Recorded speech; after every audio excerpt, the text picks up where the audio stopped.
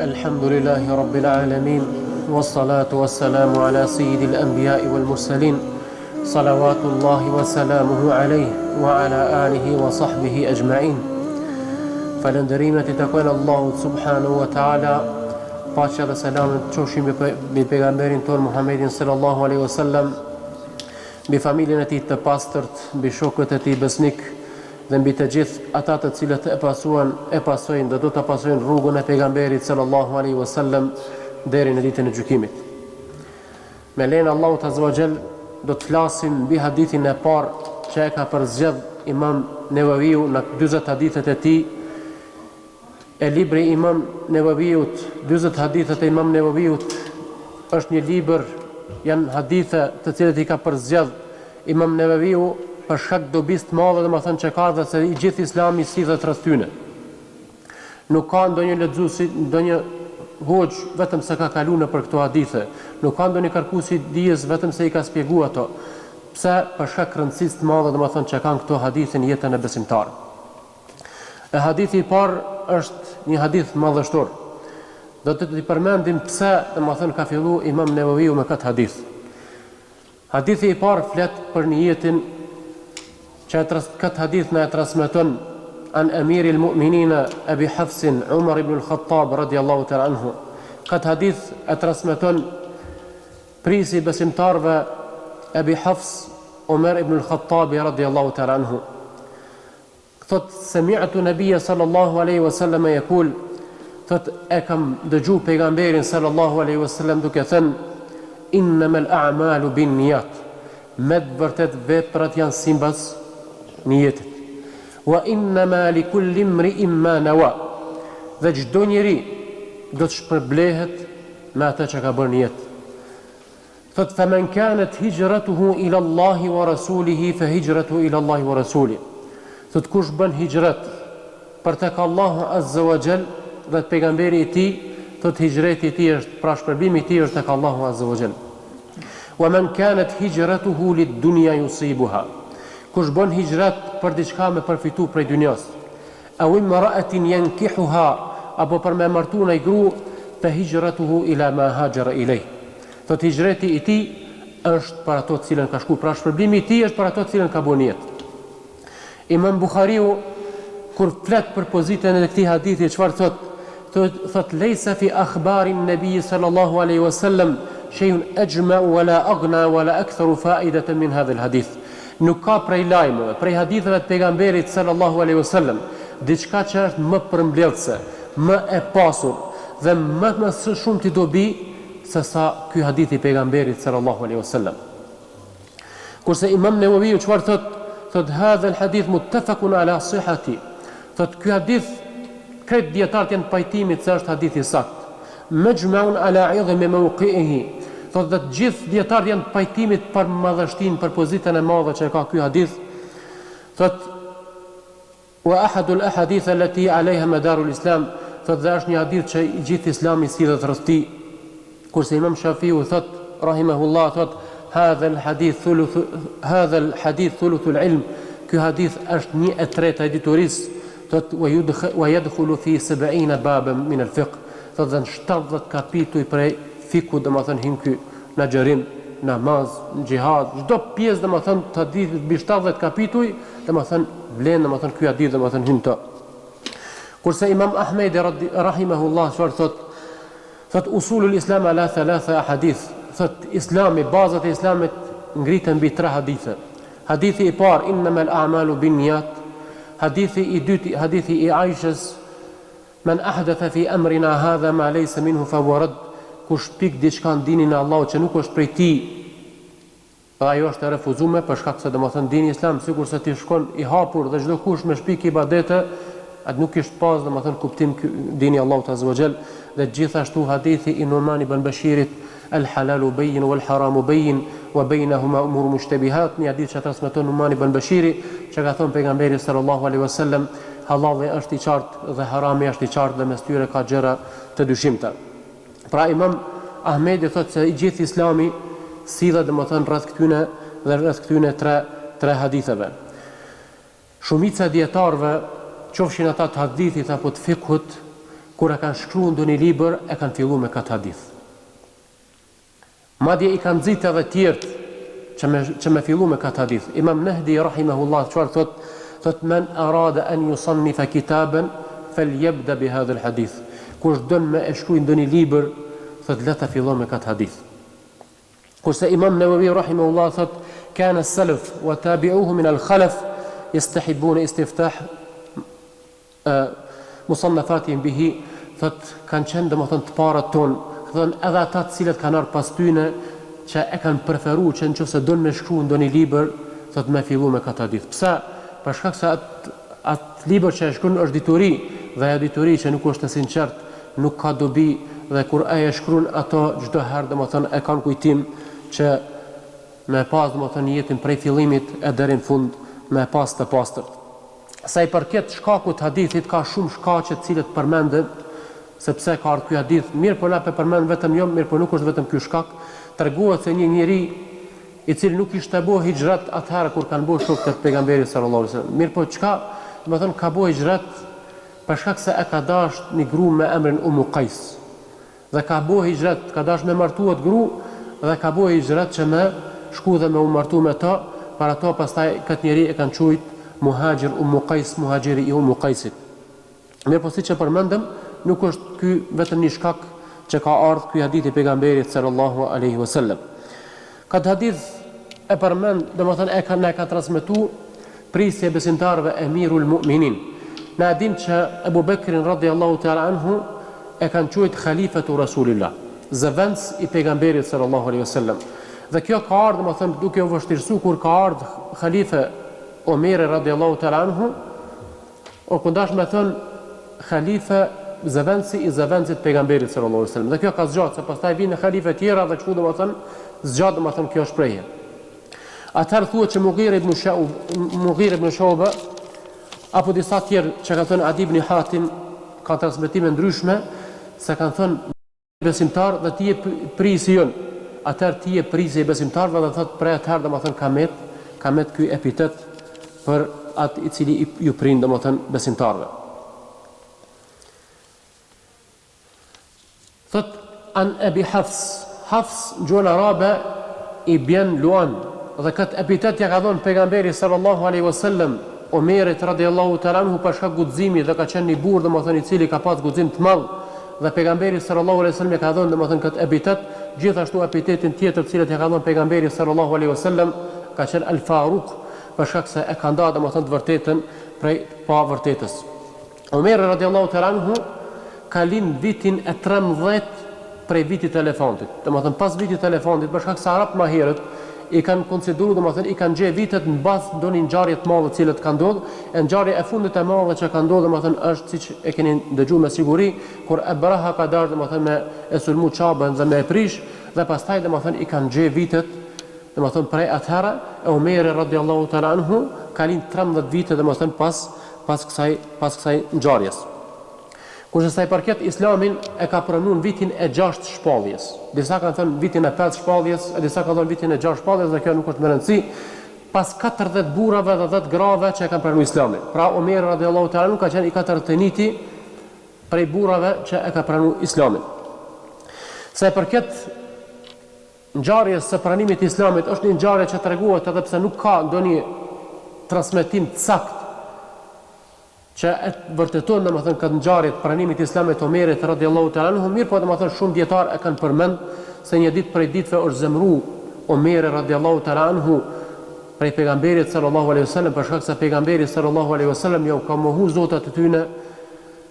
Thuhet se Omeri radhiyallahu ta'ala pe zemrimit të madh e ka marrë shpatën dhe ka dashur me shku me vra pejgamberin sallallahu alaihi wasallam, dhe rrugës duke shku e takon Naim ibn Abdillahun dhe i tregon, i thot çka e bëu kështu nervoz, thot ku do më shku? Thot po duhet me shku me qeru hesabet me Muhamedin. Thot për shkak se thot ai na i mohon zotat tan, ne ka shpartallu familjet tona. Atëherë thot qyre shikoja mas pari domethën familjen tonë. Thot çka u bë? Thot dhondrëvit Said ibn Zeidi, thot ka pranu, domethën e ka pranu Islamin dhe motra jot. Atëherë Omeri radhiyallahu ta'ala anhu drejtohet për tek shtëpia e motrës vet, të shtëpia e dhondrit vet, dhe kur hyn aty e sulmon dhondrin e tij, dhe e godet dhe pastaj del motra e Omer ibn al-Khattabi dhe i del përpara dhe ky e godet ato dhe e përgjak e pastaj i bjen pishman Omeri radiallahu ta'ala anhu dhe i that ma jep ato cilët kene duke përshpërit. Në shpinë e këtyne ka qenë Khabbab ibn al-Arat, i cili shkoj kene për shpijet e muslimanëve dhe umëson të ajo që i ka zbrit pejgamberi sallallahu alaihi wasallam prej Kur'anit, dhe kur kanë dëgju që po hyn Omeri radiallahu ta'ala anhu është fsheh.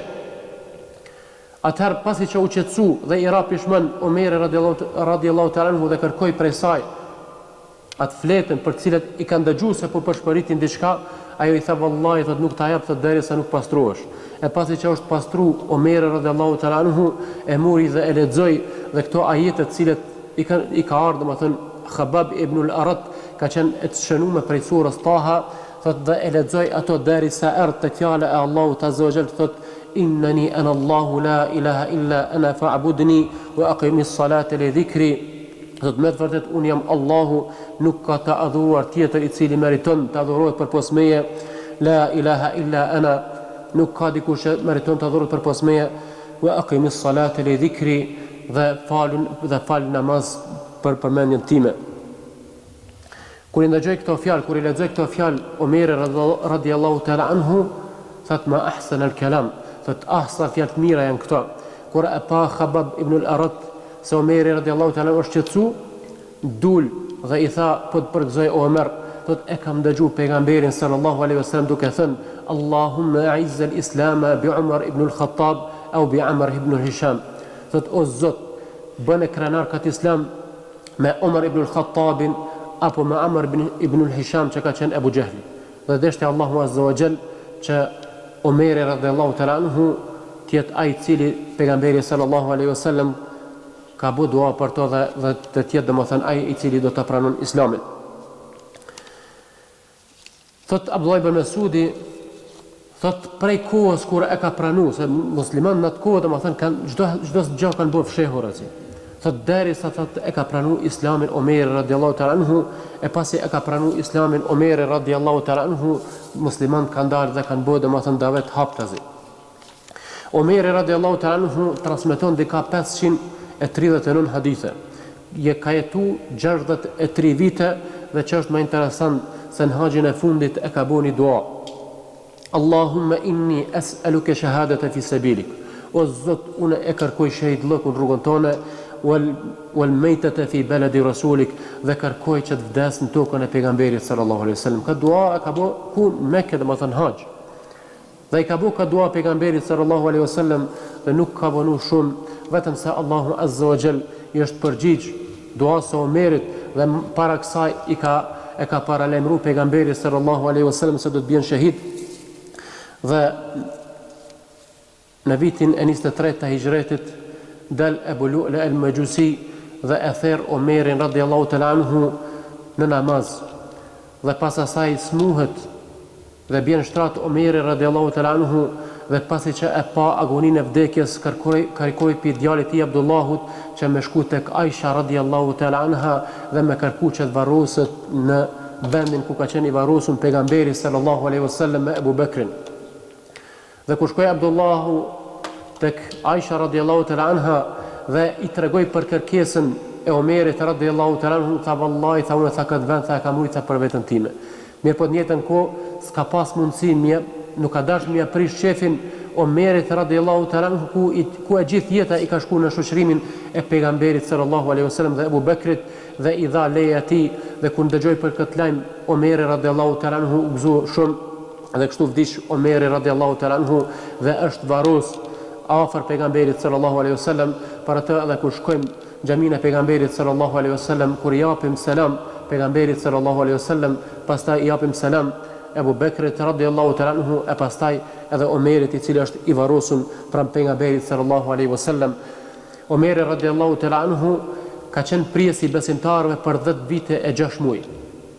Pra i ka udhëheq musliman për 10 vite e 6 muaj dhe ka çliruar shumë vende dhe shumë shtete pi bereqetit madh që i ka dhënë Allahu azza wa jall pejgamberit sallallahu alaihi wasallam. Sa i përket kuptimit hadithit pejgamberit sallallahu alaihi wasallam, innamal a'malu binniyat wa innama likulli imrin ma nawa. Çdo gjë, çdo vepër e merr madhështinë e saj në bazë të niyetit të cilën ti ke më bë. Thot faman kanat hijratuhu ila Allahi wa rasuli fa hijratuhu ila Allahi wa rasuli. Kush bën hijrat për tek Allahu, e bën një vepër vetëm për hir të Allahut, nuk kërkon diçka tjetër vetëm pse Allahu azza wa jall fa hijratuhu ila Allahi wa rasuli. Thot Allahu azza wa jall ka më shpërby, domethën atë njeri. Faman kanat hijratuhu lid-dunya yusibuha aw imra'atin yankihuha. Kush lyp pi dunjas, bën jetë që me përfitu diçka për dunjas. Vjen në xhami, domethën që vetëm me him më punësu dika, ose vjen në xhami vetëm se i pëlqen një gru, domethën me u martu me to, që me pa njerëz që është burr i mirë, atëherë thot fa hijratu ila ma hajara ilay. Ky njeri ka mundësi me emrit, Allahu subhanahu nuk e ndalon. Mirë po çka? Ky njeri nuk ka hise tek Allahu subhanahu. Edhe pse vjen falet. Mirë po çka? Niyeti i tij nuk ka qenë i pastërt dhe Allahu azza wa jall veprat që i bojnë shirk Allahu, që është tina dhe dikon tjetër mes tij dhe Allahut azza wa jall, Allahu azza wa jall nuk i pranon ato. A ka mundësi me arrit atë niyetin për cilën ka bërë? Po, Allahu azza wa jall nuk e mohon. Fa hijratu ila ma hajara ilay. Ai domethën ka mundësi me arrit atë shpërblim për cilën domethën është nis. Fjala hijrat vëllazëni nuk domethën vetëm që me u shpërngul prej tokës, prej vendit ton edhe me shku me jetu me një vend tjetër, sikurse besimtarët që prej e kanë shumë Mekën, e kanë lënë pasuninë e tyre, i kanë lënë të afërmit e tyre dhe kanë shkuar në Medinë. Njëri mundet me bëj hijrat edhe prej veseve të këqija të cilat i bën. E ki ndonjë vest keq, e ki alkoolin, e ki drogën, e ki gibetin, e ki diçka tjetër. Dhe këto e bën hijrat, i lën këto vepra të këqija, këto vese të këqija për kën? Vetëm për Allahun azza wa jall. Dije se Allahu azza wa jall ka më të shpërbly, madje për çdo ditë që ti e ke pas atë vest keq, Allahu azza wa jall ka më të shpërbly për ta. Nëse ti e lën një vest keq, vetëm se mjeku të ka thënë këshyre leje duhonin se i ke ditë të numëruar, ose leje alkoolin se të shkon mushknit, dhe ti e lën pastaj për shkak se i tutesh vdekjes, dije domethënë se nuk ke shpërblim çat herë. Mirë, për shpërblimin e ke atëherë kur ti e lën vetëm se e din që kjo vepër e don Allahu azza wa jall. E din që me atë vepër e don Allahu azza wa jall. Thot dhe i lën ato, thot ky njeri thot do të shpërblet. Sa herë domethënë ti ke pi duhan, ose ke pi alkool, ose ke ndëgju muzikë, ose ke bërë diçka, atëherë dije që Allahu azza wa jall ka më shpërbly vetëm pse ti e ke lënë për hir të Allahut subhanahu wa taala. Dobit e niyetit, nijetën e përditshme të besimtarit janë dy. Niyeti domethënë i ka dy dobi. Dobia e parë është se niyeti e dallon, domethënë i dallon ibadetet. Ka mundësi një njeri çohet edhe agjeron prej sabahut deri në iftar. Mirë po, me çka e dallon nëse ati i ka mbet ndonjë ditë, domethënë që nuk e ka xheru Ramazanit, i ka mbet borxh, apo don me agjerim vullnetar, çka është ajo që e dallon këto dy agjerime? Është niyeti. Pra dobia e parë e niyetit është se i dallon, domethënë i dallon ibadetet. E dyta, dobia e dytë është se niyeti e dallon adetin prej ibadetit. Ka mundësi dikush çohet sabah, edhe bën ushtrim edhe bën njëjtë sikur se bin muslimanët në sejdë. Mirë, pa ai nuk bën me niyetin e sejdës. Bën vetëm domethënë si ushtrim. Dhe ky njeri nuk shpërblehet për ta. Mirë, po dietarët çka kanë thënë? Kanë thënë adete me niyete shndrohen ibadete. Adete me niyete shndrohen ibadete. Si ka mundësi kështu? Dikush domethënë vjen në xhami dhe vetëm për me pushu. Ai ka adet çdo ditë domethënë kthehet pi punës dhe kthehet për me pushu. Dhe tjetri domethënë kthehet në njëjtën punë e bën. Vjen në xhami, mirë po bën niyet edhe për itikaf. Bën niyet domethënë që me nejt aty dhe për shkak se është vend i dashur tek Allahu azza wa jall edhe me nejt to. I pari domethënë nuk shpërblet se ka vetëm adet, kurse i dyti i ka shtu domethënë niyetin, domethënë edhe shpërblet për to. Tjetri dal edhe vrapon çdo ditë. Ose tjetri domethënë çdo ditë nuk kanë bukë, vetëm një herë në ditë. Pi sabahit si të çohet deri në kohën e iftarit, nuk çet kur gjën gojë. E ka dietë. Tjetër domethënë çohet njëtën punë e bën, vetëm që e bën niyet për agjerim. I pari domethënë nuk shpërblehet, i dyti domethënë shpërblehet. Pse? Për shkak niyetit domethënë cilin e ka bërë.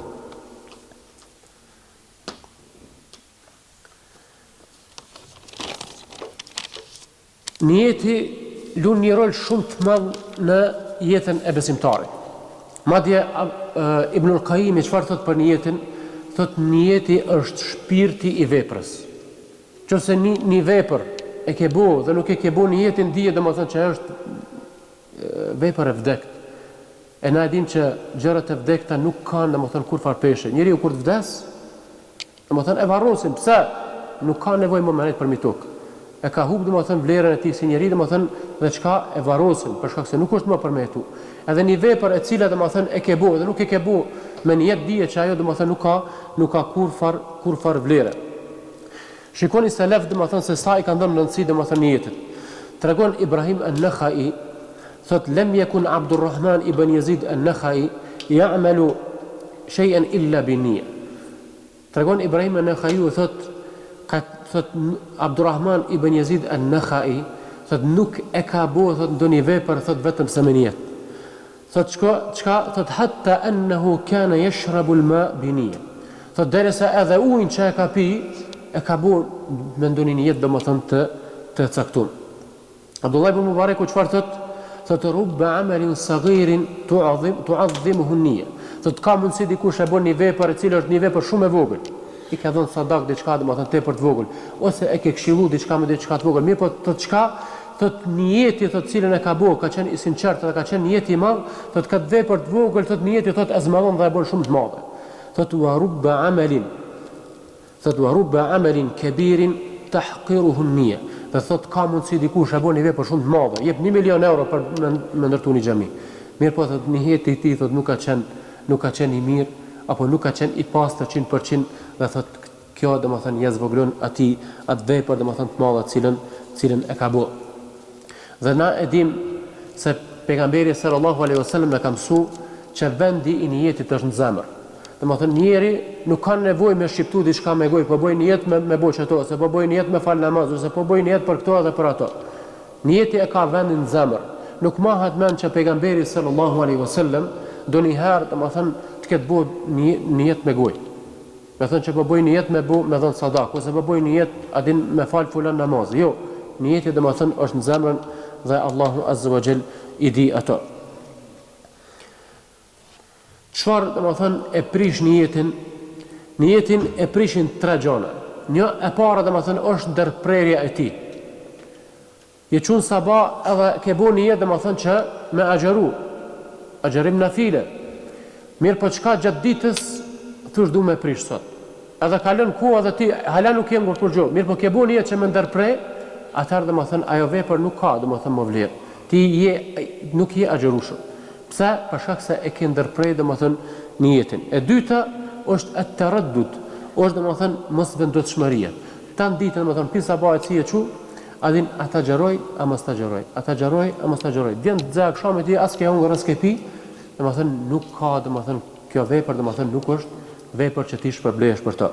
Edhe e treta është transformimi i niyetit prej domethënë prej diçka më të vogël deri te diçka më e madhe. Jetu i fal 2 recate namaz sunet, edhe të kujt sunet sabahit edhe shohësh që po do më ti koha thosh pe fali pe bëj niyet gjatë namazit thosh po du më bëj niyet që më fal farzë. Ti vetëm se e lidh namaz, jo para se me hi. Se para se me hi lejohet me ndryshu niyetin. Mirë po ke hin namaz domethënë me niyet sunetit dhe pastaj bën niyet gjatë namazit se du më fal farzin, nuk ka mundësi dhe e kundërta lejohet. Qose duke fal farzin edhe pastaj thosh du më bën niyet për sunet. Kjo lejohet. Mirë po prej më të voglës tek më e madhja, kjo domethënë nuk është e vlefshme. Dhe ajo që e lufton niyetin më shumë të vllazën, çfarë është? Është riaja, është syefaqësia. Është diçka që pejgamberi sallallahu alaihi wasallam e ka pas dert për ummetin e tij. Është diçka që pejgamberi sallallahu alaihi wasallam na ka tërheq vërejtjen dhe na ka treguar që të kemi kujdes ndaj saj. Në një hadith pejgamberi sallallahu alaihi wasallam që e transmeton Said al-Khudri Abi Said al-Khudri radiyallahu ta'ala anhu thot: "Ala ukhbirukum bima huwa akhfafu alaykum 'indi min al-Masih ad-Dajjal?" A doni më t'rregoj për diçka që kam friksohem për juve më shumë se sa për ardhjen e Dajjalit? Përmendoti se sa na ka tërheq vërejtje pejgamberit sallallahu alaihi wasallam për ardhjen e Dajjalit, për fitnën që ka më bë Dajjali, thot a doni më t'rregoj për diçka që tutën për juve më shumë se sa për fitnën e ardhjes së Dajjalit? Sahabët shokët e pejgamberit sallallahu alaihi wasallam i thanë: "Bela ya Rasulullah." Gjithsesi o i dërguari sallallahu alaihi wasallam. Atëherë pejgamberi sallallahu alaihi wasallam çfarë tha? Qala ash-shirku al-khafi. Thot ajo që tutë më shumë ti për juve është shirku i mshaft. Edhe pastaj pejgamberi sallallahu alaihi wasallam përmend shembull thot en yakuma ar-rajulu fayusalli fayuzayyinu salatahu lima yara min nadhari rajul, thot çohet ndonjëri prej juve, thot edhe fillon mu fal, thot dhe fillon me e zbukuru namazin për shkak se dikush e sheh ato. Domethënë ky person ushqu domethënë me fal namaz dhe për shkak se dikush domethënë që e sheh, ky nuk e ka zakon domethënë me knu surat gjatë ose me bu sejdë ka dalë ose me bu rukun ma gjatë. Mirë po çka thot për shkak se e shohin njerëzit, ky njeri domethënë çohet edhe bën domethënë e zgjat namazin, e zbukuron namazin, thot kësaj thot I tut në pejgamberi sallallahu alaihi wasallam më shumë. Pse? Se ky njeri domethënë nuk e ka në jetën e pastër, ky njeri domethënë I ka bu shirk të vogël Allahu azza wa jall. E syfaqësia është disa shkallë, nuk është këtë një. E para është kur njeri prej fillimit veprës, domethënë e ka syfaqësinë. Pi fillim vjen në xhami apostafat, vjen që vetëm e pa njerëzit.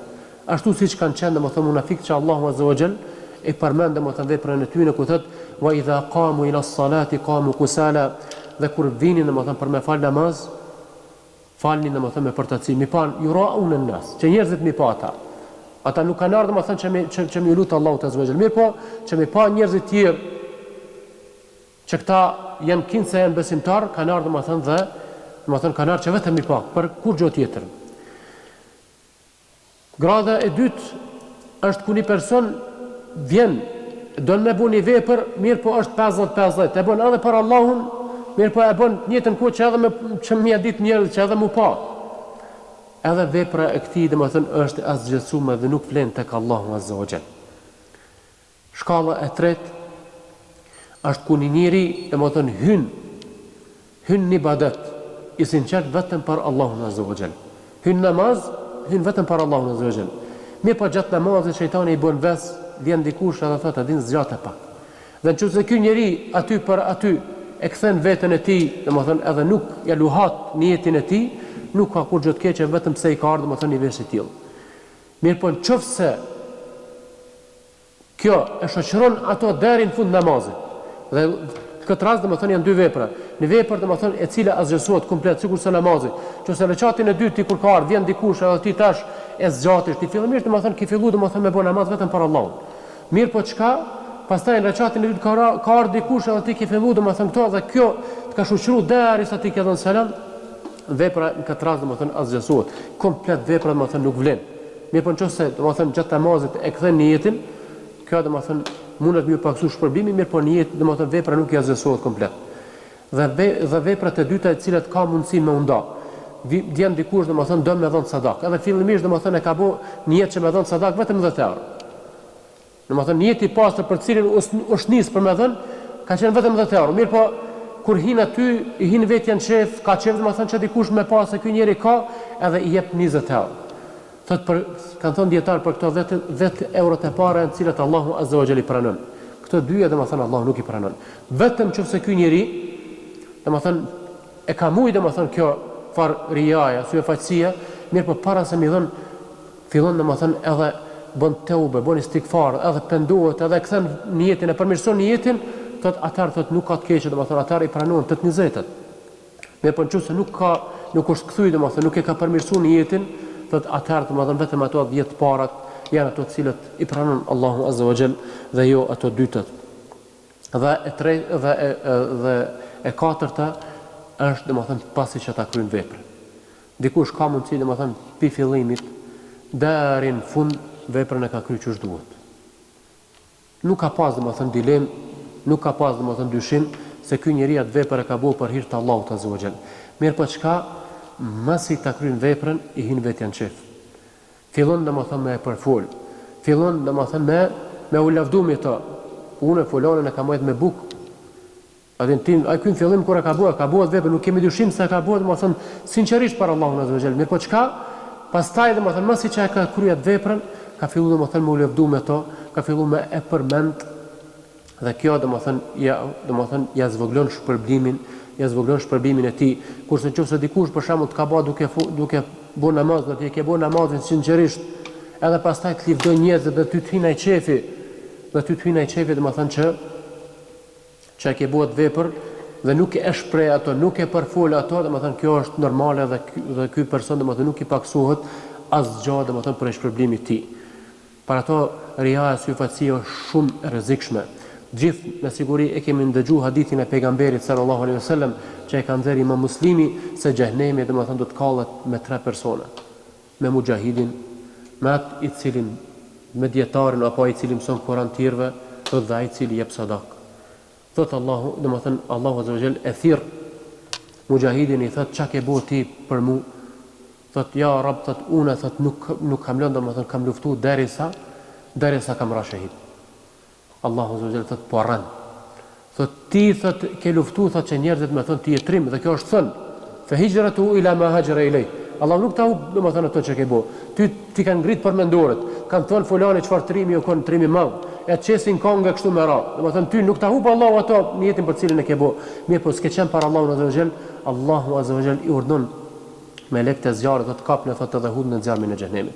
Pastaj e thirr dietarin apo atë njeriu i cili i mëson Kur'an njerëzve dhe thotë ti çka ke bëu për mua? Thotë ja Rab, thotë unë thotë tani jetën thotë i kam mësuar njerëzit, jo kam mësuar Kur'anin, jo kam mësuar një dituri të dobishme, thotë Allahu azza wa jall parran. Thotë ti thotë ke bëu kështu, thotë që njerëzit më thënë që fulani është dietar ose fulani është i dishëm, thotë dhe kështu është thënë për ty, i urdhon me laçë do të kapnë dhe hudhën në zjarmin e xhenemit. Dhe pastaj domethënë tjetrin thotë ti çka ke bëu për mua? Thotë unë o Zot thotë nuk kam lënë thotë dika çka kam pa, domethënë që është dash me dhën, thotë vetëm se kam dhën për hir tondin. Thotë Allahu azza wa jall, thotë po rran thotë ti ke dhën që njerëzit më thon fulani është dorëshlir, fulani jep shumë edhe për ty është thënë kështu, thotë ti ke bëu vetëm për këto. Thotë pejgamberi sallallahu alaihi wasallam, Allahu i urdhon me laiket e tij thotë dhe e kapin dhe hudhin zjarmin e xhenemit. Andaj elusmi Allahun azza wa jall që Allahu të na shton sinqeritet në zemrat tona dhe të na largon syfaqësinë nga zemrat tona. Aqulu qawli hadha wastaghfirullaha li wa lakum. Allahu shukran.